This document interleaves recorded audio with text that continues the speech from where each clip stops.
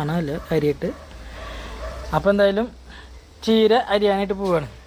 നോക്കിയേ ഈ ഒരു ഭാഗത്ത് നോക്കി അരിഞ്ഞെടുക്കണം കേട്ടോ. കണ്ട 2 തണ്ട് മാറ്റി വെച്ചിട്ടാണ് അരിഞ്ഞെടുക്കാൻ. അന്നേരം അതിൻ്റെ ഒന്ന് പൊടിച്ചു വരുള്ളൂ.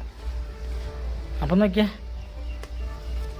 അത്യാവശ്യം ചീര കിട്ടൂട്ടോ നമുക്ക്. നല്ല ഇലയൊക്കെ നോക്കിയാൽ നല്ല മാതിരി വലിയ ഇല ഇട്ടിട്ട് വന്നിട്ടുള്ളത് കേട്ടോ. ഇതൊക്കെ നല്ല ടേസ്റ്റുള്ളൊരു ചീരയാണ്. പക്ഷേ നമ്മളിത് കൊണ്ടുവരുമ്പോൾ നോക്കിയാൽ ചെറിയൊരു ചീരയായിരുന്നു കേട്ടോ. ഇത് ഏകദേശം എത്ര ആയിട്ടുണ്ടാവും? 2 ആഴ്ചയോളമായിട്ടോ. 2 ആഴ്ച ആയപ്പോഴേക്കും ഇത്രയ്ക്കും വലുതായി. അപ്പം ഞാൻ മുറിച്ച ഭാഗത്തു നിന്ന് വീണ്ടും വലുതാവും. അപ്പോൾ ഏകദേശം 2 ആഴ്ച ആകുമ്പോഴേക്കും വീണ്ടും വലുതാവും. ഗൈസ് അപ്പം നോക്കിയാൽ ചീര മൊത്തം മുറിച്ചിട്ട് ഞാൻ കാണിച്ചു തരാം എങ്ങനെയാണ്. ഗൈസ് അപ്പം നോക്കിയാൽ നമ്മളിത് ചീര നന്നായി എല്ലാം മുറിച്ച് കഴിഞ്ഞിട്ടുണ്ട്. കാണിച്ചു തരാവേ.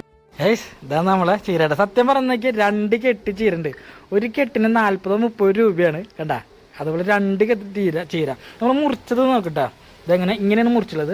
ഈ ചെറിയ ചെറിയ ഇലകൾ പൊട്ടിയത് അവിടെ നിർത്തണം. 2 ആഴ്ച കഴിഞ്ഞാൽ ഇതും ഇതുപോലെ തന്നെ ആയിട്ട് വരും.